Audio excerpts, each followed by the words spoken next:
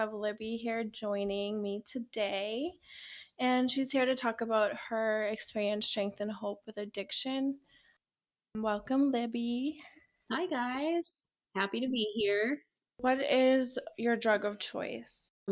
Drug that brought me to treatment and ultimately to getting sober was heroin, but I also struggled with pills and with alcohol, and just about anything under the sun really was my drug of choice. I first started using alcohol kind of at the time that I think that most people in our culture do, like around 15, 16, and probably for about the same reasons, honestly. I wanted to fit in with other kids at school. It was just what everyone was doing. But even from the time that I was really young, like I noticed that the way that I used alcohol was different than the way that other people used it. And I noticed pretty early on that, like, once I started, I couldn't stop. And as I got older, that became more apparent that other people had that ability. And I just never really had it to begin with. And I began to lose control even more the more that my drinking progressed. Say when I was 18, I felt like I just had to be drinking all the time. And by the time that I was 21 and I was old enough to go drinking in bars, I knew that I had a problem. And when drugs became a part of the picture, I actually thought that they were the solution to my alcoholism, because I realized that I had a problem going to bars. I felt like I had to be there every night. I didn't feel okay within myself, within my body, unless I was drinking, unless I was drunk. And when I would drink, I would black out, and I really didn't like the way that that felt, and I didn't wanna do it anymore, but I felt totally powerless over it. And then I started using opioids because a lot of people were doing that at the time, and I felt like, "Oh my gosh, like, this is the solution to this problem that I was having," because I felt like I could just sit at home at night and not need to go to the bar and not need to partake in some of the activities that I would do when I was drunk that would feel embarrassing. And I didn't wake up the next morning feeling like, oh my gosh, like I said this thing or I did this in front of these people. I really just felt like safe using drugs. And that just like escalated so quickly to me using drugs the way that I drank, using it every single day, feeling like I needed them to get out of bed to be able to do anything at all. Right. So your drinking, like socially, kind of turned into like using drugs in isolation. So Absolutely. it did lead to an addiction. Do you think it took a while, or do you think you were addicted straight from the start? I knew that I loved the way that opioids made me feel. I don't know that I would say I was chemically dependent right away. I mean, I know that there were a couple times when I knew I needed to stop because I didn't want to get addicted. And I could, but I didn't want to. Like, it was kind of like, what's the point? Before I started having any consequences or anything like that, like, I knew it was a problem. I knew it was out of control. I had a boyfriend at the time that I was living with, and like, we were using together, and I was lying to him about how much I was using. Like, he would go to work and I would like take all of our money and I would buy all the drugs and like lie to him about how much I was doing. And like, even with like other people that had drug problems, I was lying to them so that I could get more, and things just were getting out of hand before there were any like really apparent, like externally apparent consequences. What do you think was a major factor in your life? Like, what do you think?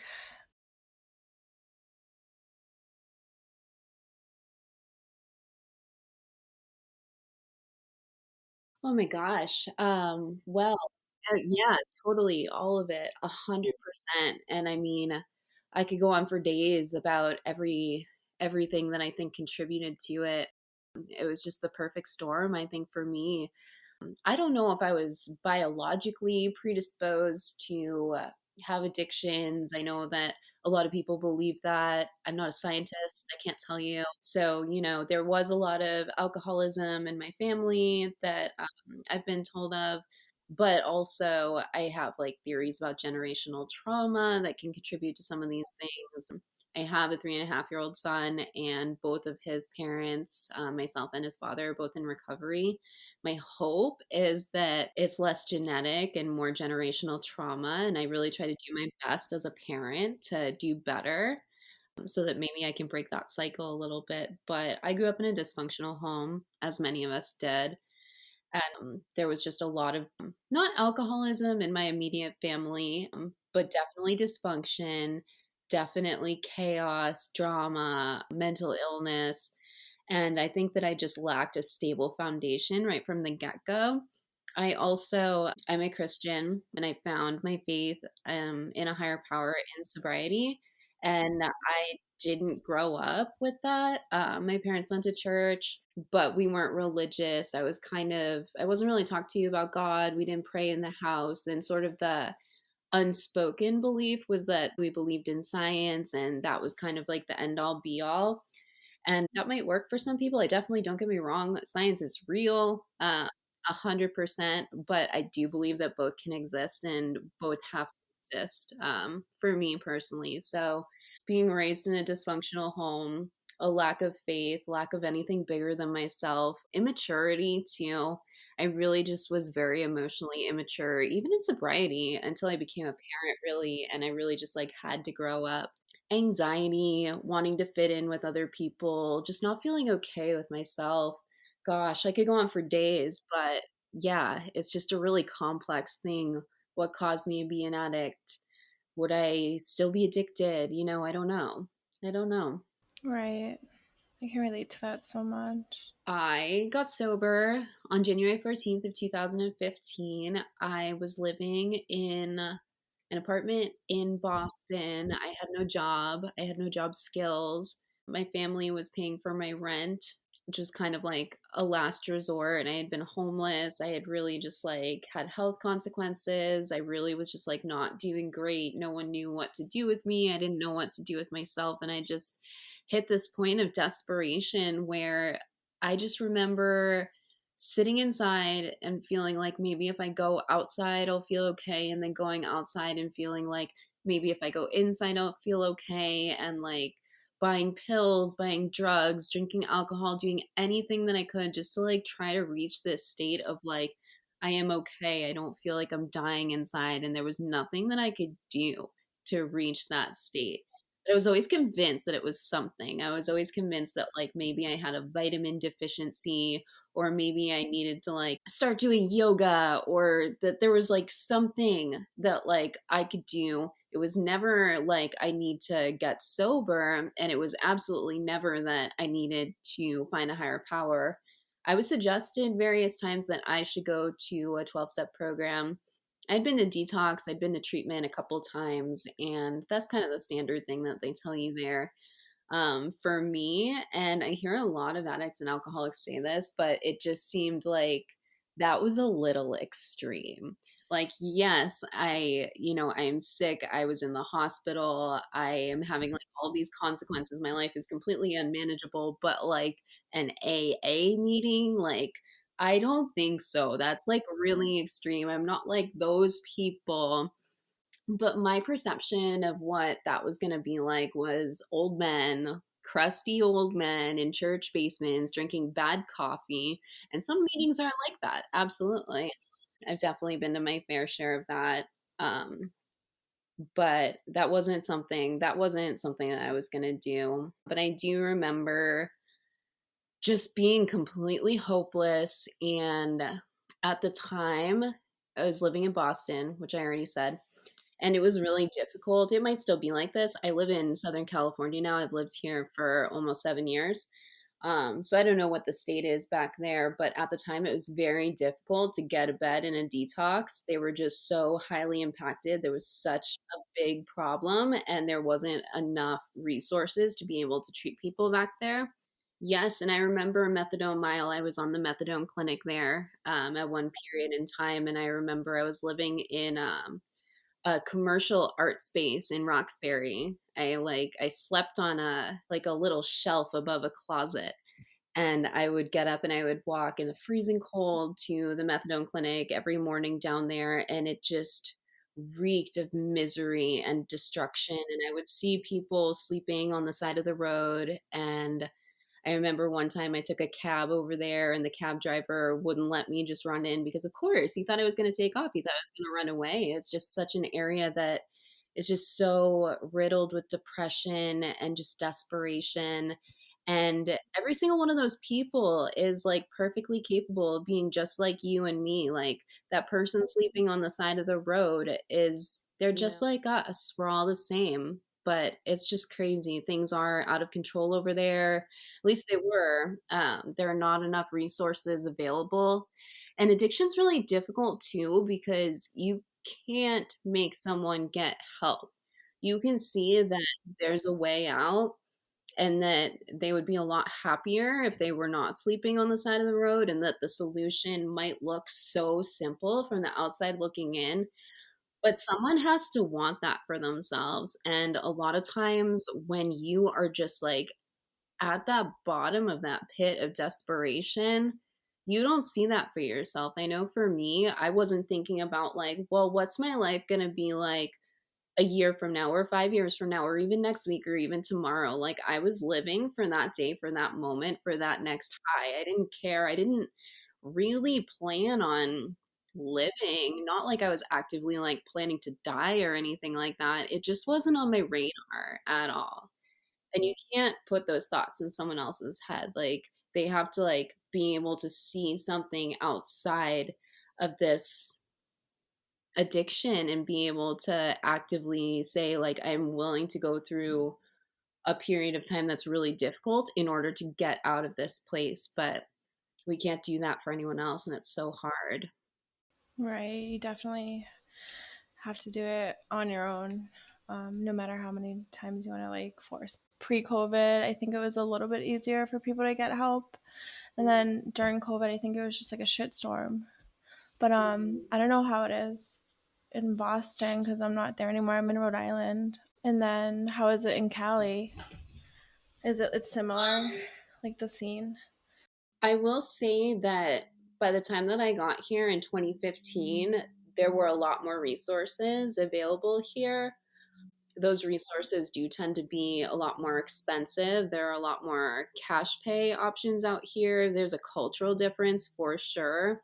You have to make a lot of money to successfully live in Southern California. So I think that might be a part of it. And a lot of people whose families are willing to pay for them to go to treatment will choose to come here because it's Southern California and it's a more ideal setting to get sober in than Boston, Massachusetts in February.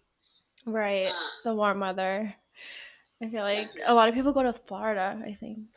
I did a little rehab tour in Florida at one point. It was not a good experience for me. I don't hear many success stories come out of Florida. That's not to say they don't exist, because anywhere that you have a lot of treatment centers in a small area, you're going to have a lot of people leaving and relapsing and using drugs together. Did you kind of have like intervention when like your family or friends or boyfriend or whoever like noticed? I did. I had been to several treatment centers and I had relapsed after every single one. Or I had left treatment early because I just couldn't sit through therapy or anything at that time. I just wasn't ready for it. I wasn't really ready for it by the time I got sober either. But I was able to grasp onto enough and be willing to at least sit on my hands for a little bit. But I'm more stubborn than most. I did. I actually checked myself into a detox. I finally got myself on a waiting list, and I think the people at it was St. Elizabeth's Hospital in Brighton, and they're really nice, but they just didn't have room for me, and they didn't take my insurance, and I didn't have any money, and I just kept on bothering them, and I think they got sick of me calling them eventually, and they were like, "Look, we don't take your insurance, but we'll figure something out. If you can just come here within like the next half hour, like we'll figure out a way to help you." So I did. I walked over there. It was really cold. That's what I remember about being sober in Boston. I wasn't there very long in early sobriety, but I just remember it being like really cold and it being really hard to get around. But I was just so desperate at the time, and I was really like determined to do it on my own. I was like, I'm gonna go to meetings. I'm gonna like do this without any treatment because I didn't think treatment worked for me because I'd been a handful of times and I just like goofed around and didn't really participate in much of anything. I wasn't ready to do therapy at the time. It just wasn't. That just wasn't where I was at. But my family did have an intervention for me. my Grammy and my grandpa and my mom actually blindsided me in the cafeteria at St. Elizabeth's, and they had an interventionist and everything, and they like read their letters and did the whole thing, like textbook intervention. And I didn't want to go at first, and I actually said I wasn't going to go. And my grandparents were paying my rent and supporting me at the time, and they told me, you know, as families often do, we're not going to support you anymore if you refuse to go to treatment. And I had been homeless before many times. My family kicked me out when I was 18 years old, and I was in the foster care system for a while before that. They lost custody of me for a period of time, and being homeless just wasn't a threat to me. It was like, okay, here we go again. Like, surprise, surprise. Like, my family's not showing up and not supportive and not loving, which isn't actually the truth now. Um, I've done a lot of therapy, a lot of work around that issue, but that was how it felt at the time. I was like, so what? Like, I'm gonna be homeless, whatever, who cares? Right, like it's hard to care about something when you're in active addiction. It's hard to see anything clear. Yeah. But I had 5 days sober at the time. Isn't a lot of time, but to me it was. To me, that was like I fought tooth and nail for these 5 days. You know, of course, anyone that is seeing me like mess around for the last like however many years of my life and like not be able to be productive in any way, they're like, cool, you haven't used heroin in 5 days. Like, woohoo. But to me, like, that was a big deal, you know, and I wasn't in treatment. Like, and I was just like taking the train to meetings and just like very lonely, very, very lonely. And I fought really hard for those 5 days. So it felt like a lot. But I was determined that I was going to do it on my own. But I don't know, something changed. My family left the intervention and the interventionist stayed. And we just had a little one on one talk for a minute. And once everyone was gone and they weren't trying to pressure me or threaten me or anything like that anymore, I just kind of like was like, okay, like whatever, that doesn't sound so bad. I'll go for 30 days, no big deal. And I did. I got on a plane. I went to Pennsylvania. I went to a treatment center there, and I was supposed to stay for 30 days. I made the decision myself after that that I was going to stay for a couple more months, which I did. And when it was time to leave there, I decided I was going to continue to do treatment, but I was only going to go if I could go to Southern California. That was my stipulation. And I did, and I got sent out here, and I started my life over here. I was very involved in a 12-step fellowship for a long time, and I do attribute all of my early recovery really to that. I went to meetings, I got a sponsor, I worked steps, I sponsored other women.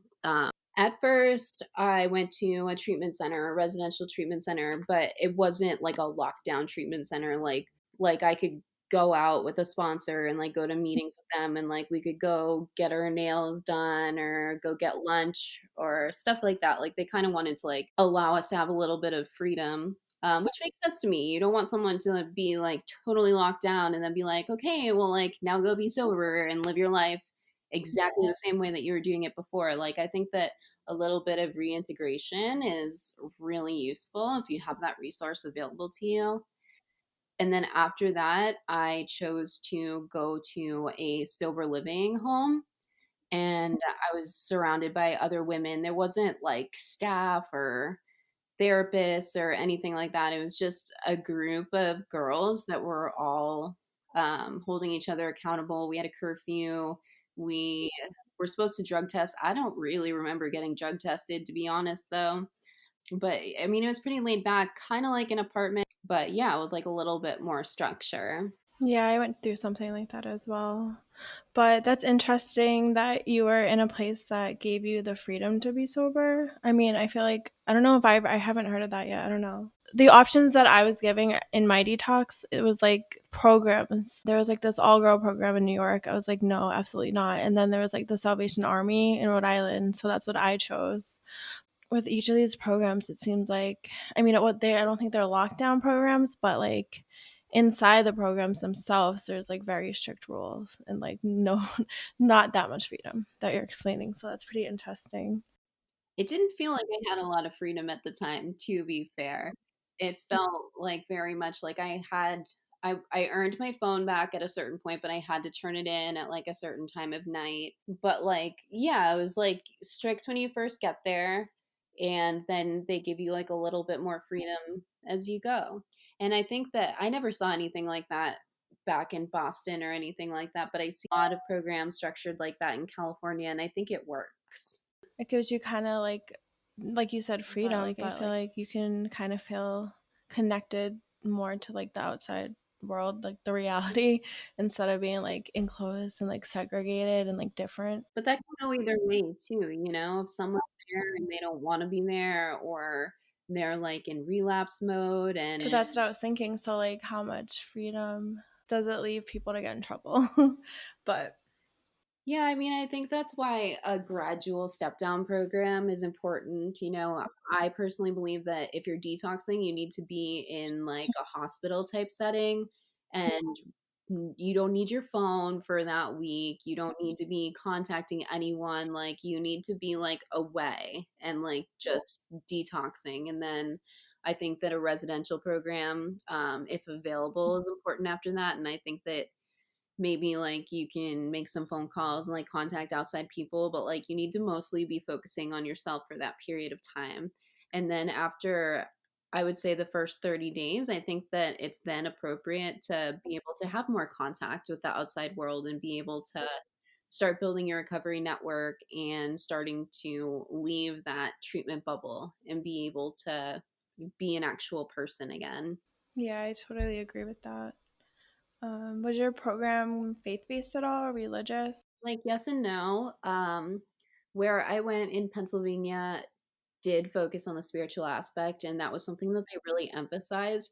It wasn't something that I was really open to at the time. I got it. I got that everyone said like you need a higher power, and I would try, but I really wasn't. I was really raised to like believe that there wasn't anything other than science, and that was the end all be all. So I was kind of like, it's very hard to switch that mindset. Like, you're gonna die if you don't believe in God.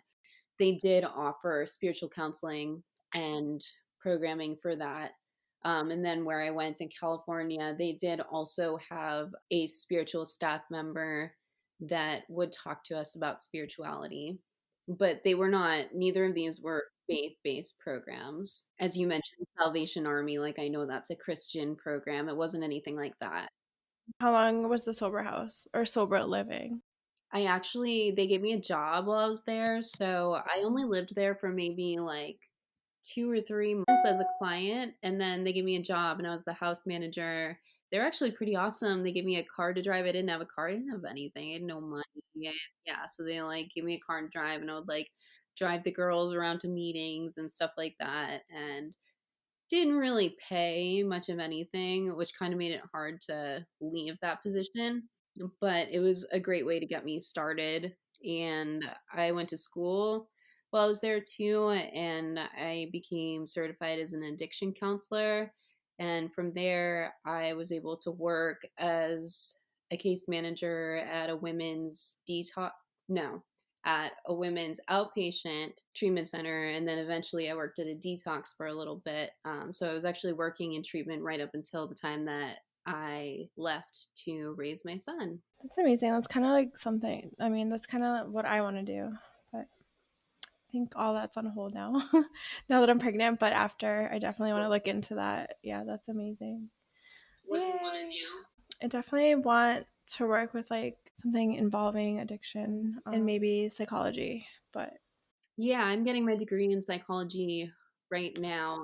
Yeah, I went back to school when my son was 5 months old. I actually dropped out of high school, so I had to start off at a community college, but I did, and I got my associate's degree in communication studies, and now I'm finishing up my bachelor's degree in psychology at Cal State Long Beach. yay, that's exciting. I'm so proud of you. What is your take on using personally or just other people using in general or just how it's portrayed? One thing that I will say, and I think this is relevant to what you're asking, is that I wish it wasn't so weird to not drink alcohol. This is not a popular opinion with people in recovery, but I'm going to share it anyway because this is my experience. I don't know if I could drink safely or not. They say that you can't and that like you never can again. For me personally, I don't know if that's true. At this point, I'm not willing to test it and I find no reason not to. And I just kind of have this mindset now of like, yes, I used to have a drinking problem. I used to have a problem with drugs. That's a part of my story. I also am really health conscious and fitness based, and not drinking really fits my lifestyle now. So, regardless of like why I got here, like I choose not to drink, and I wish it wasn't that weird. I wish that there wasn't so much heavy energy around it. Sometimes I worry that people that don't drink are not going to accept me because I don't drink. And I wish that that wasn't a thing. Like, I wish that people could see it a little bit more as like a preference. Such a stigma in today's society, though. I mean, I guess I follow a lot of social media and stuff like that that is for not drinking, and I see a shift. I see a shift now more than I did before, if that makes any sense. But I also do see like there's still this stigma surrounding it, how people like view non drinkers or people who don't drink. So it can go both ways, but I hope the shift where people are beginning to see like that you don't need to drink or that not drinking is okay. It's just so widely accepted in society, and that's just hard because Yeah. like you don't see the aftermath, and that's just something that always pisses me off because they just show like a glamorous portrayal of drinking, and then I mean, it's not exactly, I mean, alcohol is not a healthy substance. Like, let's no, all I mean it's a drug, it's right? And just so much bad happens from it. It's not good for your body either. It's not, and I wish that that was, like, okay to just be like, a lot of celebrities do not drink alcohol, and it's not because they're alcoholics, some are, but, I mean, some of them just it has bad effects on their skin, they don't like not being able to control the way that they behave publicly. Because I can't imagine being a public figure, I mean, people tear you apart. Even if I wasn't an alcoholic or an addict or anything, I probably would not want to drink alcohol publicly if I was a celebrity and people were like watching my every move, being like, oh, she said that, she did that. But I mean, I feel like if people that are non alcoholic drink responsibly, it's not harmful to them, like to have a drink or two, but let's call it what it is. Alcohol is not a healthy thing, you know? So I feel like I wish that it wasn't so weird to just be like, oh, I don't do that. What are some of the steps you took to get clean and sober? And I know you mentioned like 12-step programs, you mentioned sober living. I think that for me, one of the most important things was community, meeting new people that were accepting of my lifestyle. Young people too, because I was only 25 when I got sober. So it was really important to me to have people that I could relate to. Because my idea, like I said in the beginning, was like sober people are like old, crusty men in like churches that drink bad coffee. And it was really important for me to meet like young women that wanted to go do the same things that I was doing, and young men and women too, having just like a normal young adult experience with just out drugs and alcohol. And I was really fortunate to be able to find a place where I could do that. Yeah, I get that. Being surrounded by the younger scene in recovery is so crucial, I think, when you are young in the scene, because you do see a lot of older people, older generations, and there's such a gap between like what they've experienced and what we've experienced. So yeah, Totally. that is definitely a good thing to get involved in. Definitely young people with young people, but also the mixture is really good too, I think, though. So you can learn like the differences from then into now. And Yeah, I think mentorship is really important. And I like how you mentioned like mixing age groups too, because there are definitely women that are older than me that I've looked up to. And I need that because if it's just like us going through the same experience, same amount of time, same age, it's like the blind leading the blind. definitely like women surrounding with women, because like I feel like our experience are sometimes different than men's, and that's like a crucial step too. Like when you're in recovery as a woman, like definitely surround yourself by women too. When you said that you wanted to change and get sober yourself. Like, that's huge. That doesn't happen a lot in recovery surrounding addiction. After we become sober, life changes when we recover. So, how did that change affect you? Was it for the good, for the bad? And how is your life now in sobriety versus back then in active addiction? Oh my gosh, I was a loser in active addiction. I just like couldn't get it together.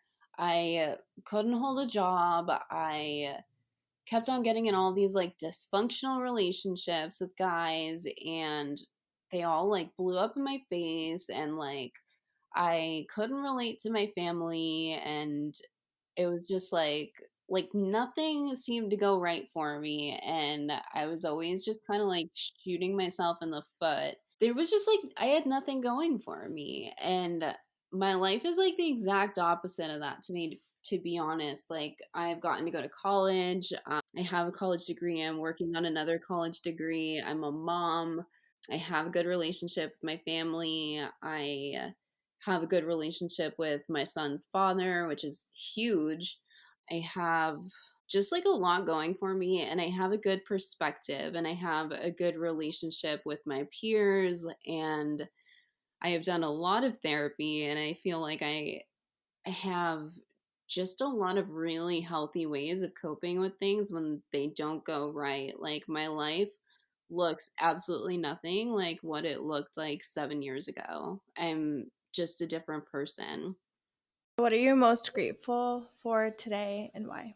Oh, I am very grateful for Snuggles because my son this morning, I let him sleep in my bed last night, and early this morning, he just curled up next to me, and he doesn't usually snuggle like this, but he just like laid up next to me, put my arm around him, and he just wanted to fall back asleep like that. And I'm not really a snuggly sleeper either, but I was like, you know what? I'm just gonna enjoy this because these are the moments.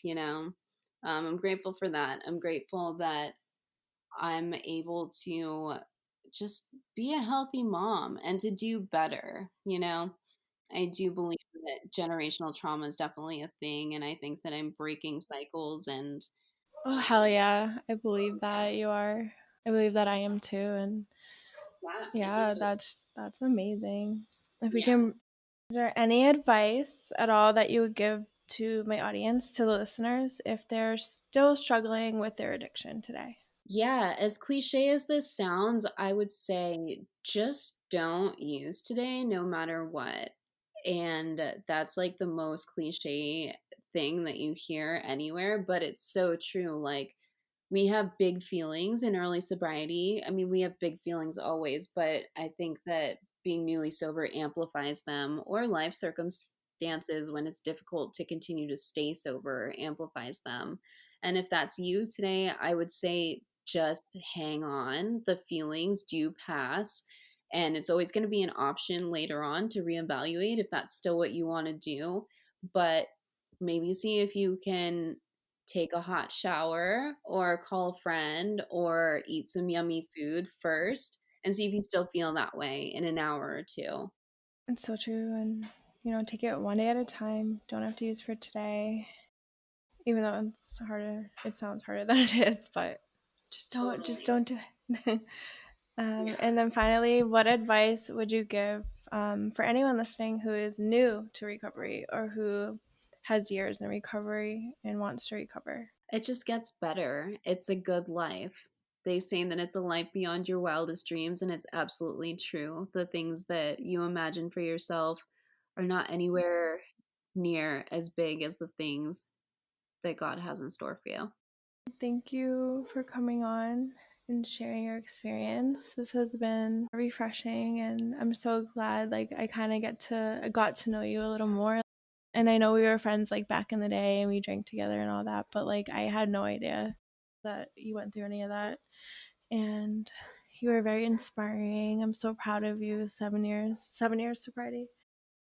And that's amazing. And Well, thanks for having me. It's been really great to connect with you.